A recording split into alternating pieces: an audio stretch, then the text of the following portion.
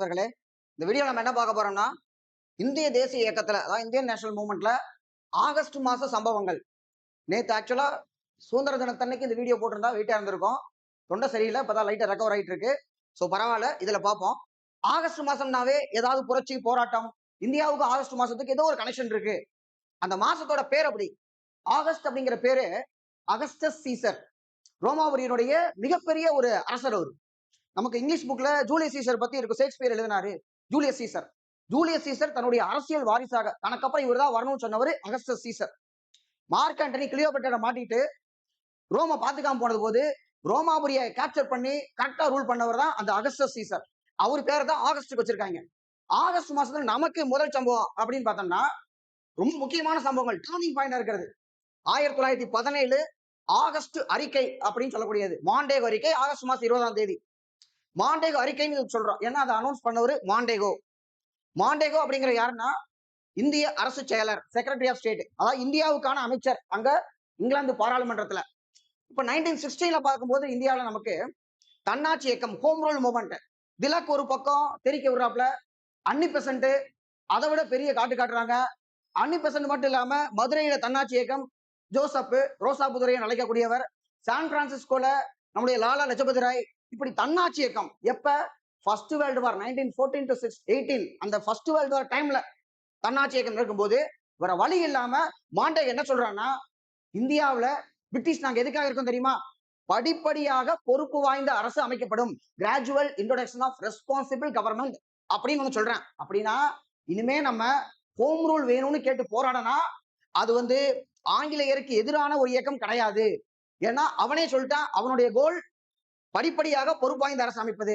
இந்த படிப்படியா அப்படிங்கிறதா 1919 மாண்டேகோ செம்ஸ்போர்டு அறிக்கை ஆக்டா வந்துச்சு, ரிஃபார்ம்ஸ் ஆக்டா வந்துச்சு. அதுலதான் அவங்க என்ன கொடுக்குறாங்க, இரட்டை ஆட்சி. படிப்படியா தானே சொன்னா, அது இரட்டை ஆட்சி அப்படிங்கிறாங்க. அப்ப அந்த இரட்டை ஆட்சியை ஏத்துக்க மாட்டேன்னு காங்கிரஸ் பண்ணது ஒத்துழையாமை இயக்கம். மகாத்மா காந்தியினுடைய முதல்ல ஃபர்ஸ்ட் பண்ணின ஆல் இந்தியா லெவல்ல நடந்த mass protest.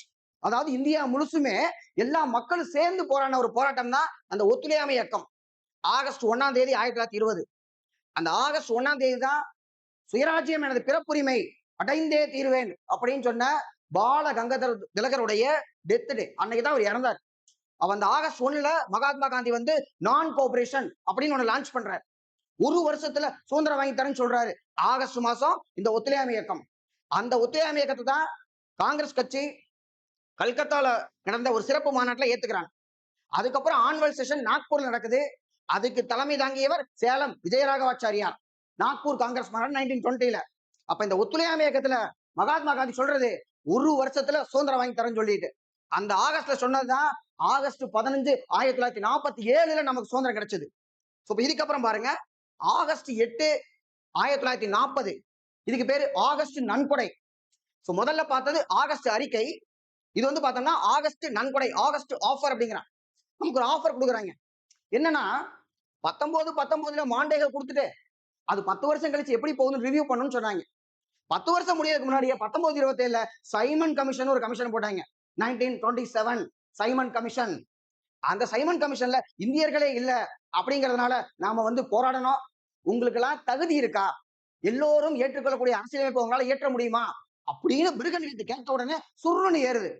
Motilal Nehru challenge பண்ணி நேரு அறிக்கை கொடுக்குறாரு 28ல. நேரு அறிக்கைய அவங்க ஏத்துக்கல. ஏன்னா நம்ம டொமினியன் அந்தஸ்து கேட்கிறோம். 1929 நாம கேட்கறது முழு சுதந்திரம், பூர்ண ஸ்வராஜ் கேட்கிறோம். அவன் என்ன பண்றான், வட்டமேசை மாநாடு 30, 31, 32 வரிசையா 3 வட்டமேசை மாநாடு முடிஞ்ச உடனே 33 ஒரு வெள்ளை அறிக்கை, 35ல இந்திய அரசு சட்டம். இதை வச்சுக்க, இன்னும் 100 வருஷத்துக்கு நீங்க எங்கிட்ட இப்படித்தான் இருக்க போறீங்கன்னு நான் நினைச்சிட்டு இருக்கேன். 39ல ஹிட்லர் செகண்ட் வேர்ல்டு வார் தொடங்குறாரு. செகண்ட் வேர்ல்டு வார் வந்த உடனே நம்மளை கேட்காம ஈடுபடுத்துறாங்க போர்ல. உடனே காங்கிரஸ் மினிஸ்ட்ரி எல்லா பக்கம் ரிசைன் பண்றாங்க. அந்த நாளை நேரடி நடவடிக்கை நாள் என்று டிசம்பர் 22 1939 ஜின்னா அனுசரிக்கிறார். அப்ப போர்ல கொஞ்சம் தோல்வியை சந்திக்கும் போது வேற வழி இல்லாம இந்தியா கேட்ட கோரிக்கையான உங்களுக்கு அரசியலமைப்பு எழுதப்படும் எப்ப போர் முடிஞ்சதுக்கு அப்புறம், நீங்க போர்ல எங்களுக்கு ஆக்டிவா ஹெல்ப் பண்ணுங்க, டொமினியன் ஸ்டேட்டஸ் தர்றோம். டொமினியன் தரேன்னு சொன்னாலே நாம ஏன்டா டொமினியன் நாங்க எப்ப கேட்டோம், 1928ல 29ல எங்க கோரிக்கை என்னவா மாறிடுச்சு, பூர்ண ஸ்வராஜ் அப்படின்னு மாறிடுச்சு. அதனால காங்கிரஸ் அதை ஏத்துக்கல. பட் இருந்தாலும் அவங்க கொடையா கொடுக்கறதுனால இதுக்கு பேரு ஆகஸ்ட் நன்கொடை. இந்தியாவிற்கு அரசியலமைப்பு வேண்டும் என்ற கோரிக்கை முதல்ல வச்சவர் 1934 எம்.என். ராய். 35ல காங்கிரஸ். அதை 40ல தான் ஏத்துக்கிறான்.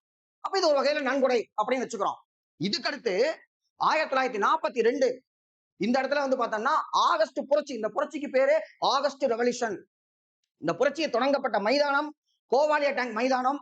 அந்த மைதானத்துக்கு இப்ப என்ன பேருனா ஆகஸ்ட் கிராந்தி மைதான், ஆகஸ்ட் புரட்சி மைதானம். அங்க உட்கார்ந்தா Mahatma Gandhi here is a mantra, உங்களுக்கு ஒரு மந்திரத்தை தர்றேன், செய் அல்லது செத்து மடி அப்படின்னார். Do or die. ஒண்ணு இந்தியாவுக்கு நம்ம சுதந்திரம் வாங்கி தருவோம், இல்ல அந்த முயற்சியில் நம்ம செத்துருவோம் அப்படின்னு சொல்லி மகாத்மா காந்தி சொன்ன வெள்ளையனே வெளியேறு குட் இந்தியா மூவ்மெண்ட் 1942 லான்ச் பண்ணது ஆகஸ்ட் 8, 1942. இதுல கலந்துட்டு திரும்பி வரும்போதுதான் எல்லாத்தையும் அரெஸ்ட் பண்ணாங்க. அப்பதான் நம்முடைய பெருந்தலைவர் காமராஜர் அரக்கோணத்துல இறங்கி தப்பிச்சார். இருந்தாலும் பிடிச்சி அலிப்பூர் சிறையில வந்து அடைச்சிட்டாங்க. சோ இப்ப 1942 ஆகஸ்ட் மாசம் 8ஆம் தேதி ஆகஸ்ட் புரட்சி. இதுக்கப்புறம் தரமான சம்பவம் பார்த்தோம்னா நேதாஜி சுபாஷ் சந்திர போஸ். சிலருடைய பேரை சொல்லும் பொழுதே நமக்கு நாடி நரம்பு ரத்த சதையெல்லாம் ஒரு மாதிரி வைப் ஆகும். அந்த மாதிரி பேரு பகத்சிங், நேதாஜி சுபாஷ் சந்திர போஸ், அந்த மாதிரியான பேர்ல தான் நேதாஜி சுபாஷ் சந்திர போஸ். 38, 39 ஹரிபுரி காங்கிரஸ், திரிபுரி காங்கிரஸ். அதுல திரிபுரி காங்கிரஸ்ல மகாத்மா காந்தியினுடைய கேண்டிடேட்டா பட்டாபி சீதாராமன் எதிர்த்து நிற்கிறாரு. அவர் தோத்து போறாரு, இவர் ஜெயிக்கிறாரு. காந்தி ஒரே ஒரு தடவை தான் காங்கிரஸுக்கு தலைமை பொறுப்பு, 1924 பெல்காம் காங்கிரஸ் மாநாடு. ஆனா மத்த டைம் எல்லாம் காந்தி என்ன சொல்றாரோ அதுதான் காங்கிரஸ் செய்யணும். Gandhi, Mahatma Gandhi de facto leader of Congress. அப்ப மகாத்மா காந்தி எதிர்த்து நேதாஜி சுபாஷ் சந்திர போஸால எதுவுமே பண்ண முடியாது. பாபுஜி நீங்க மக்களை கூப்பிடுங்க, பெரிய போராட்டம் பண்ணலாம் அப்படின்னு சுபாஷ் சந்திர போஸ் சொல்றாரு. பீப்புள் ஆர் நாட் ரெடி சுபாஷ், அவங்க எப்ப ரெடியா இருந்தாங்களோ அப்பதான் நாங்க கூப்பிடுவேன் அப்படின்னு சொல்லி காந்தி சொல்றாரு. இதனால கிளாஷ் ஆகி ரிசைன் பண்றாரு. ரிசைன் பண்ணதுக்கு அப்புறம் ஃபார்வர்ட் பிளாக் முற்போக்கு கட்சி ஆரம்பிக்கிறாரு. இவரை ஹவுஸ் அரெஸ்ட்ல வைக்கிறாங்க. அங்க இருந்து தப்பிச்சு போய் ஆப்கானிஸ்தான் வழியா ஜெர்மனி போய் ஹிட்லரை மீட் பண்றாரு. அது கூட ஒரு இதுல படிச்சிருக்கேன். ஹிட்லர் மீட் பண்ணும்பொழுது ஹிட்லருக்கு நிறைய டம்மி இருப்பாங்க. பெரிய பெரிய ஆளுகளுக்கு எல்லாம் உயிருக்கு ஆபத்து இருக்கிறதுனால டம்மியா ஆள் இருப்பாங்க. இப்ப 2-3 பேர் போறாங்க ஹிட்லர் மாதிரியே. சுபாஷ் கண்டுக்கவே இல்லை. போய் சோல்டர்ல கை வைக்கிறாரு. வாங்க ஹிட்லர் அப்படிங்கிறாரு. நான் தான் ஹிட்லர் எப்படி கண்டுபிடிச்ச? என் தோல்ல கை வைக்கிற அளவுக்கு தைரியம் உன்னை தவிர வேற எவனுக்கு இங்க இருக்க முடியாது. அதனால நீ தான் ஹிட்லர் நான் கண்டுபிடிச்சேன் அப்படிங்கிறாரு. இருந்தாலும் ஹிட்லருக்கும் நேதாஜிக்கும் டேம் சொத்து போகல. அங்க இருந்து ஜெர்மனில இருந்து நீர்மூழ்கி கப்பல்லையே ஏறி மடகாஸ்கர் வரைக்கும் வர்றாரு. அங்க இருந்து அது ஜெர்மன் கப்பல். அந்த ஜெர்மன் நீர்மூழ்கி கப்பல்ல இருந்து வெளியே வந்து கொஞ்ச தூரம் ரப்பர் போட்லயே டிராவல் பண்ணி ஜப்பானுடைய நீர்மூழ்கி கப்பல்ல ஏறி ஜப்பான் வந்து அங்கிருந்து சிங்கப்பூர் போய் சிங்கப்பூர்ல இந்தியன் இண்டிபெண்டன்ஸ் லீக் அதனுடைய தலைமை பொறுப்பை ராஸ் பிகாரி போஸ் நேதாஜி சுபாஷ் சந்திர போஸ கொடுக்கிறார். இந்த ராஸ் பிகாரி போஸ் அப்படிங்கிறவர் சாதாரண ஆள் கிடையாது. போஸ் அப்படின்னாவே terror. Ras Behari Bose 1912 Hardinge viceroy செங்கோட்டைக்கு முன்னாடி சாந்தினி சவுக்ல யானையில போகும்போது அவர் மேல பாம்பு வீசினவர். அதுக்கப்புறம் எஸ்கேப் ஆகி போய் ஜப்பான்ல வாழ்ந்துகிட்டு இருக்காரு. அந்த ராஸ் பிகாரி போஸை மீட் பண்றாரு.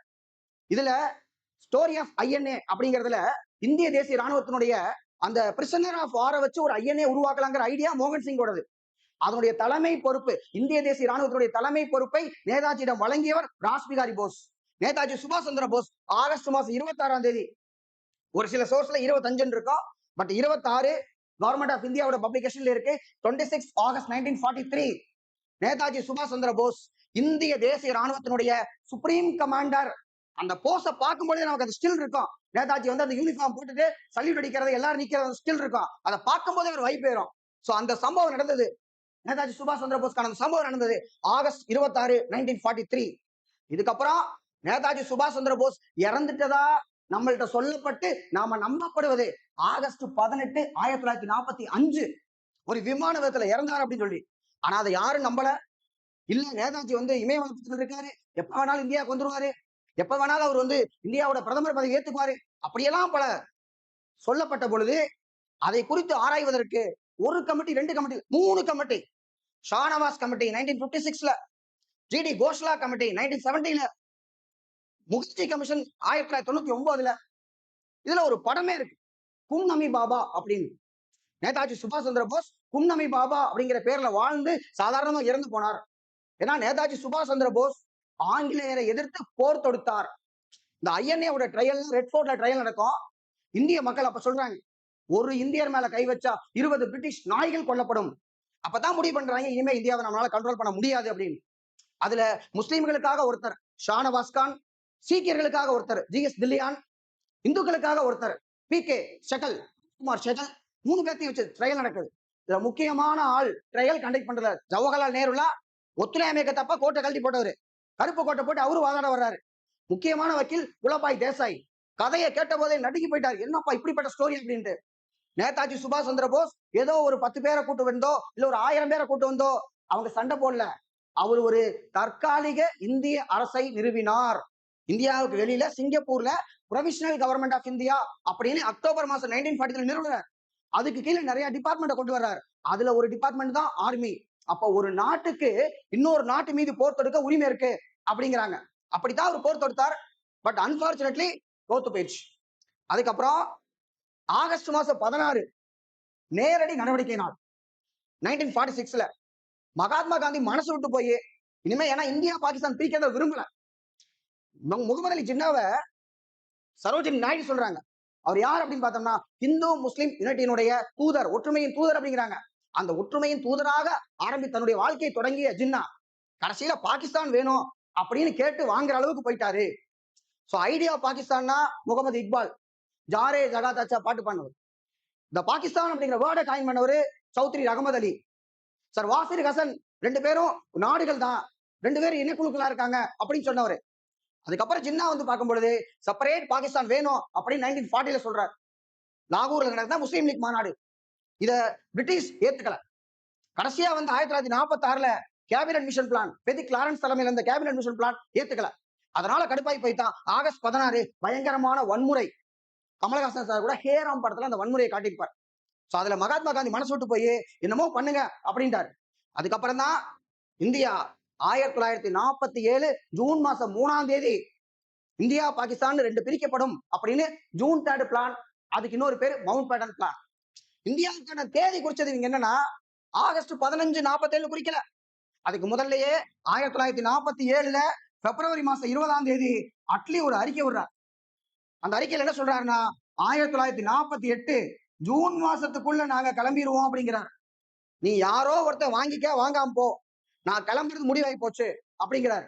அப்ப 48ல கொடுக்கறதா சொன்னதை 47 ஆகஸ்ட் 15லயே நம்ம கொடுத்துட்டாங்க. இந்தியாவுக்கு ஆகஸ்ட் 15 1947 சுதந்திரம் கிடைத்து விட்டது. இப்ப ஆகஸ்ட் மாசம் அப்படின்னாவே நமக்கு ஏதாவது ஒரு சம்பவம் இருக்கு. நாமளும் எக்ஸாம் படிச்சுக்கிட்டு இருக்கோம்.